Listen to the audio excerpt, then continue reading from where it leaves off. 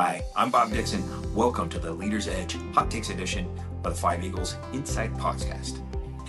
For over 3 decades, I served in the military as an engineer and as a strategist, and I learned a few things about leadership. We know that it goes beyond theory. It's about real-world application. So in this series, sponsored by Five Eagles Leadership, we feature industry leaders and share their leadership journeys with you. My mission's simple. It's to help you become the best leader you can be. Now, if that sounds like something you're interested in, make sure you hit the subscribe button so you never miss an episode. If you'd like to be considered as a guest in upcoming episodes, please go to 5eaglesleadership.com/interview and apply today. Now, let's get started.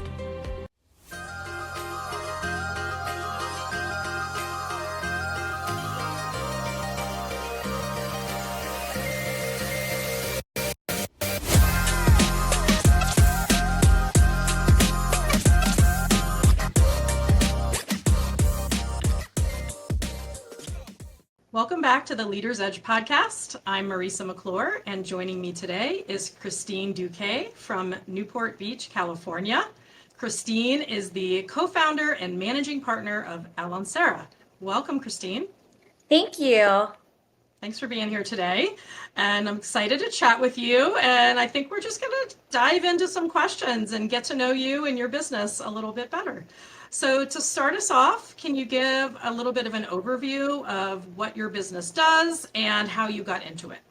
Sure. So Alancera is a full service customer experience consultancy, and we basically are focused on helping the underserved middle market, help them deliver data-driven, customer-led, AI-enabled solutions and experiences that basically help prioritize engagement of the customer experience and to help basically drive business growth.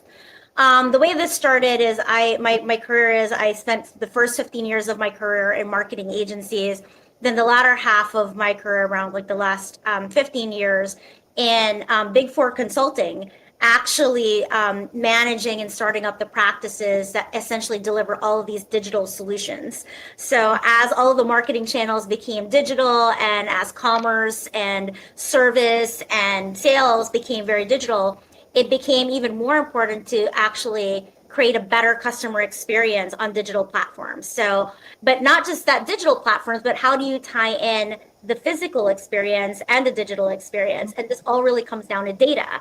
And where we are today with AI, it becomes even more table stakes to now try to orchestrate your data, the technology, the people and the processes, and now layering AI to enhance that, to make the customer experiences that we have extremely relevant, extremely personal. Predictive is also what we're demanding as customers.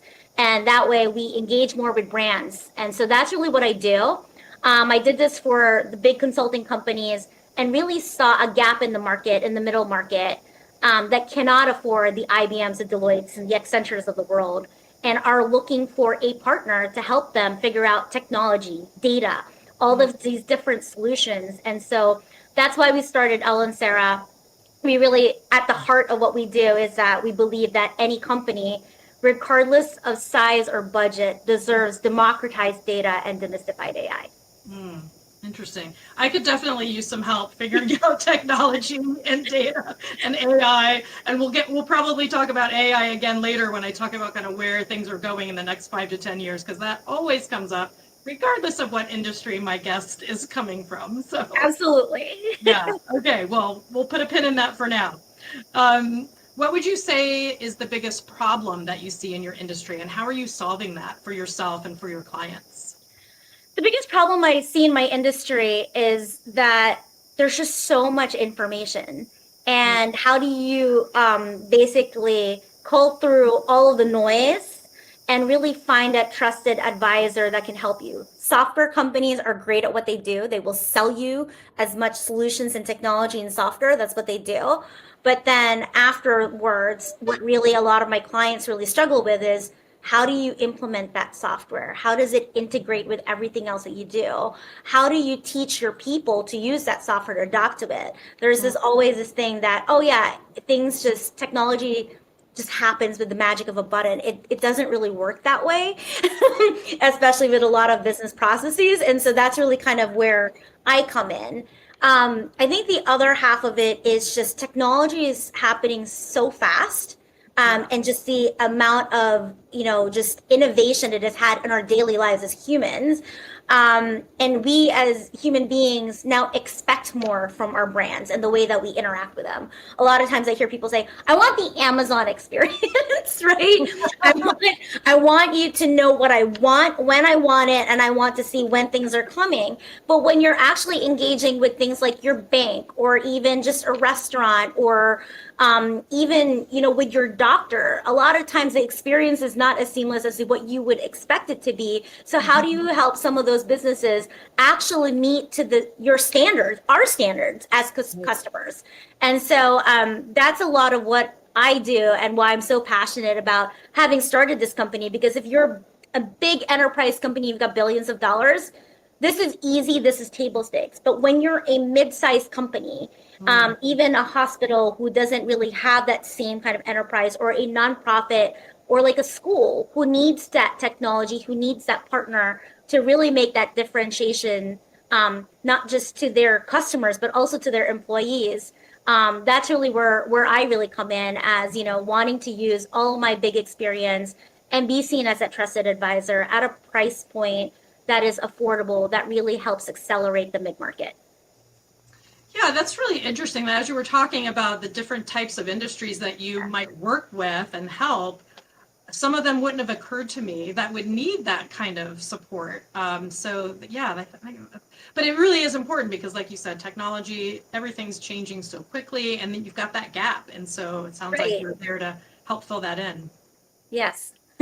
So who would you say is your ideal client and what are some of the outcomes they can expect from working with you? I mean, our ideal client are growth-minded companies who are looking to invest in technology or who have already invested in technology and wanting to grow. We have a sweet spot with highly regulated industries because my partners and I just really have done a lot of work in financial services and the life science healthcare industry, where people are a little bit skittish about their data. So those are really good ideal clients for us as well. And if you think about that landscape, there's a lot of smaller mid-sized banks and insurance companies and wealth asset managements who don't have the same kind of behemoth as like the large enterprise. And in life science healthcare, they're a little bit delayed to this game because they're so scared about how they use their data, the HIPAA, the privacy. But if you even think about it, that's really even the biggest area of innovation that can happen, where you can really have a connected ecosystem and a connected experience. I'm sure you as a customer, as a patient, your billing, your scheduling, your charts are all not integrated. And there's a lot of opportunity to be able to do that and, and work with those kinds of clients. So It sounds like it would be great to have a lot of that more streamlined because yes. that's one of the challenging things about getting healthcare is cutting through, get to the right people, get those appointments, track everything, prescription, like the whole nine Yeah. yards. I think one of my doctors is in a big hospital system, but his billing is separate for that for his practice. I was so shocked when he asked me for a check. Oh wow. It's Yeah. yeah, exactly. You would think in this day and age that you've enabled online banking and all this stuff, but it's like he's either asking me for a check or asking me to call with a credit card and doesn't take American Express, right? So these are just the little things that we know as table stakes, but a lot of people, just really haven't adopted to it or just, whatever phase they are within their technology journey, it's just not something that they really thought that was, or that they needed to adopt, or they would think that it was something that was provided for them as a service, but standing that up as a mid-sized company sometimes can be Right. extremely intimidating. Yeah, that makes sense to me. It's not one of the larger companies that has a ton of employees and support and all of those things, and so it's a little bit more challenging in that Yeah. area. Yeah. So what is it that makes you unique in how you help your clients achieve those outcomes? What makes us unique is, first of all, we're a minority and women-led company, so that really approach enriches, the diversity of thought of what we bring to our clients. I think the other half of it is that all of us are coming from that global enterprise and Big Four expertise. And, we are all seasoned veterans of that and have accomplished, executives who really are passionate about, serving the underserved at this point in our careers. And so that's what makes us unique. It sounds like it probably gives you some good motivation too to It does. serve those clients that need that support. Yeah. And that was part of the pivot and the shift after being in a lot of large companies. It felt like, especially after the pandemic, that the relationships were so transactional, what going to contract.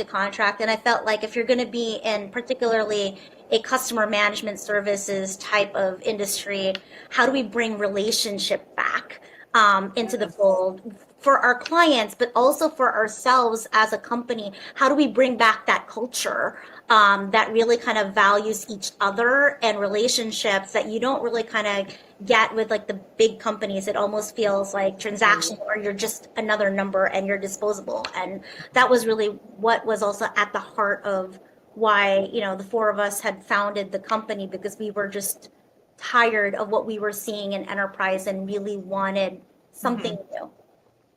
Yeah, and I think that as much a reliance as we have on technology, you do start to lose a little bit of that human element to things. So I like that sort of focus on relationship. I think that's great. Really important. Awesome. So where do you see your industry going in the next 5 to 10 years, and how are you staying on top of that? So I'm sure this is where the AI talk will come in a little bit. Our industry is booming right now because of AI, right? I think the statistic is that AI by 2030 is a $1.7 trillion opportunity. It is really crazy. And I think what we're also just seeing is just the kind of, savings and growth and efficiency that you can get from AI. It's table stakes, it's here. So for us, it's really, really, really busy. And for us, from a mission perspective, even more important to advocate for the mid-size or the little guys, right? Over the enterprise, to really kind of be able to get in that piece of the pie, because people are going to get left behind, so to speak.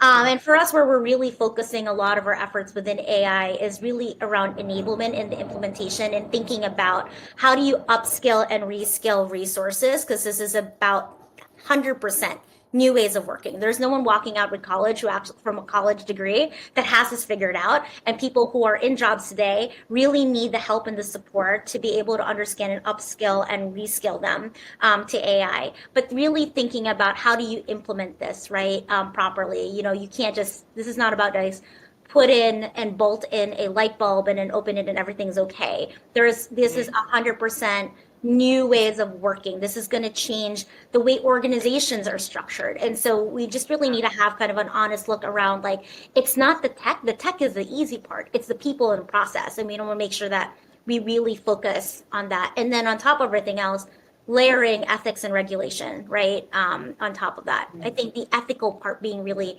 important. And these are the things that people are not really talking about and being stewards about. And to me, as we start to look into the future, this is table stakes.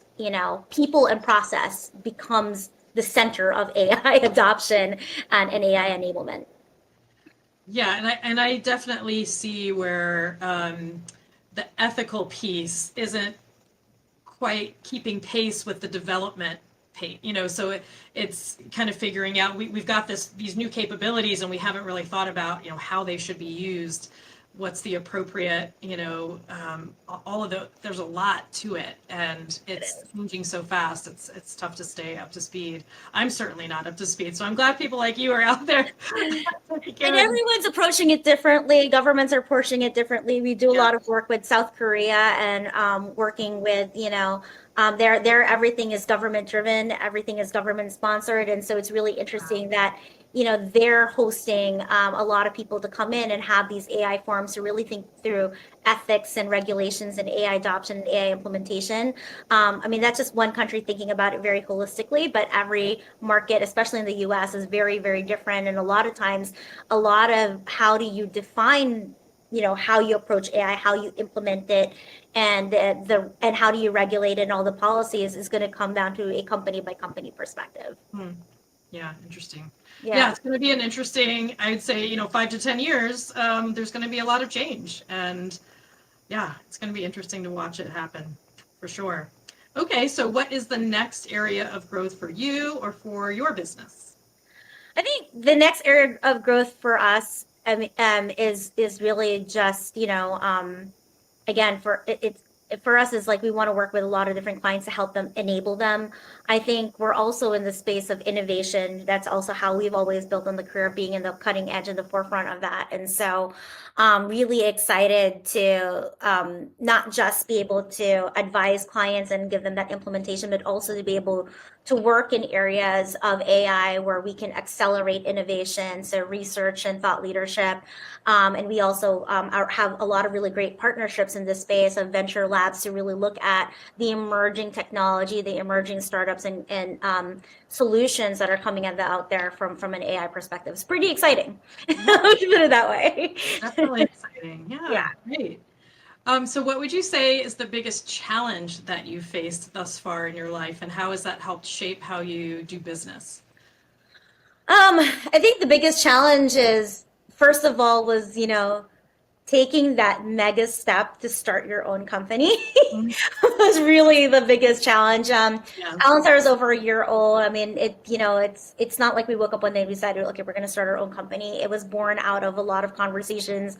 All of us in high level executive positions in big enterprise companies, really looking at, just fatigue and looking at the next place of us, and then realizing that we wanted something new, and then and that what we were looking for wasn't there, and that we needed to just start our own. So that was probably the most scariest part, was starting our own. But I think we've had a lot of really good partners, and getting the validation from our former clients, our partners in the ecosystem, to just really start this. And just like a year into the journey of kind of where we are, and still growing, obviously. Yeah. It's really exciting to see how kind of like the mission and the heart of why we founded our company is resonating out there. And that, basically the hypothesis that we had to start this, really validates the need out there. And for us too, it's just ways of working, right? Where we really want to work with meaningful clients and people and partners, and that's really exciting. Yeah, it seems like just from, chatting with you that you probably feel like you have more impact in this space than you did with the big enterprise work.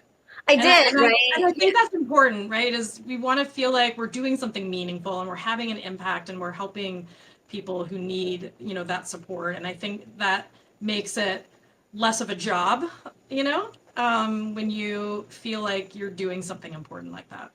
And it seems easier to facilitate relationships and make things happen and partner where you don't have all these red tape and legal and procurement and like all of this stuff. And it's just kind of like, it really comes into like that fundamental elements of business of trust and people, which is super exciting to be able to do that. But also, like, people who think that being an entrepreneur means you get a better life work balance. I'm like, it's very Yeah, it's very different when you own your business. The clock doesn't stop; it just that's keeps right. going. And but you're incented to it in a very, very, very different way. Which I think that's the way kind of life is supposed to be. Like, you don't really think of it as just a job. It's just Right. a part of kind of who you are. And I think that that's where sounds Yeah. like woo and crazy, but like when you're passionate about something, when your heart is something, um, Yes. you go with your gut, and the money just follows, right? Right. Right. Hopefully, yes. Yeah. In the military for a long time, so work-life balance was not really a thing. I would maybe use the word integration, right? Because you're never like balanced. You Yeah. have to try to do both and figure out how to fit it together. And especially, as a woman, I was a single mom in the military, and that added to the difficulty level of what I was doing. But yeah, I think we have support, we have help, and you figure out how to make it work. But because you care so much about the work, that really helps make it okay that you're giving so much to that work. Um, I think similar to with the military, right? A couple of things that I want to take out of that, right? One is like discipline. the military has such great discipline. You cannot be an entrepreneur and not have discipline. And you have to be self-disciplined Yeah. because your hours are on your own and figure out Right. That's even a little harder because in the military, you've got people providing you the discipline. Yeah, what schedules do you have to work with? So I think that that's one thing to get out. And then I think probably the most fundamental piece about that is people, coming back to team, right? Finding your people. And the way the kind of military kind of works through, teams and, right roles and responsibilities. I think one of my favorite, I guess, CEOs is Toto Wolff from Mercedes-Benz. And he said, every dream needs a team. And that is just so really important, that the most important thing is to find your people. Yes.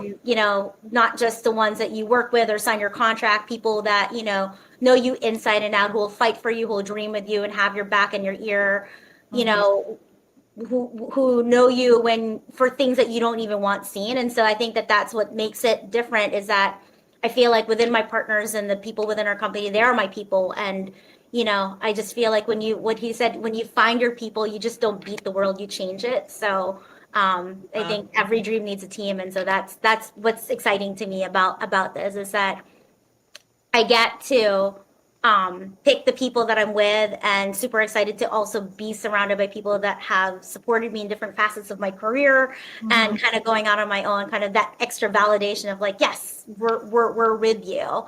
And they share your passion, and that's important. Yeah. And it makes such a difference. It really makes such a difference. And I think that's what was really missing to me, in a lot of corporate executive positions.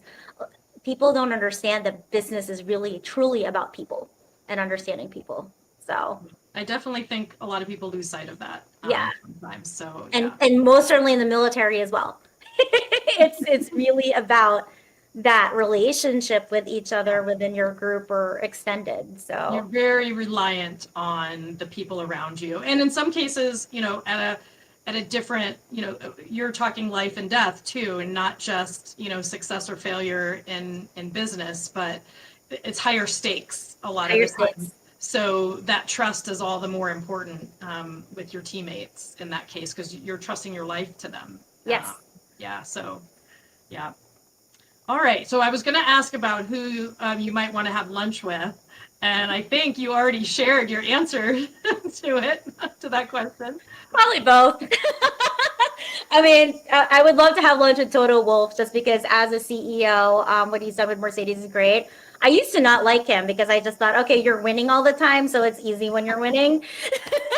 But in the last couple of years, he's really struggled, and I've tried to see him still how to motivate a team and strive to deliver high performance year in, year out. Like, that's pretty admirable. It's easy when things are going well, but when things are going bad, it's a little bit hard to enable that. But then I'll just add, can he bring Lewis Hamilton to lunch too? That would be great. More from a fangirl perspective, but even, but that would be my lunch date. Lewis and Toto. That sounds like a good lunch. Yeah, love it. Okay. Awesome. All right. Last question is just, how can people contact you if they want to work with you, they want to learn more about your business? How can they find out more? Absolutely. I think one is our website, alonsera.com, ALONSERA.com. Christine Duque, all of my social media handles as well. I'm pretty easy to find. So please come contact me. And my email address is also just christine@alonsera.com. So please feel free to connect. And obviously on my social media handles at Christine Duque, would love to connect with everyone. Okay, great. Well, thank you so much for being here today. It was great chatting with you and hearing all about your business. Thank you so much, Marisa. Thanks for having me. Best of luck in the future. Thank you. Take care. Hey, thanks for tuning in to the Leader's Edge Hot Take Series. I hope you found today's insight meaningful, valuable, and that you're ready to put them into action. Now, if you enjoyed the episode and want to keep improving your leaderships, be sure to subscribe so you don't miss out on any future episodes. I post new content every week, packed with strategies, tips, and real-life examples to help you lead with impact. Now remember, great leadership isn't just about guiding others, it's about continuously growing yourself. If you'd like to be considered as a guest for upcoming episodes, please go to 5eaglesleadership.com/interview to apply today. Keep pushing, keep learning, and I'll see you in the next episode. Be awesome.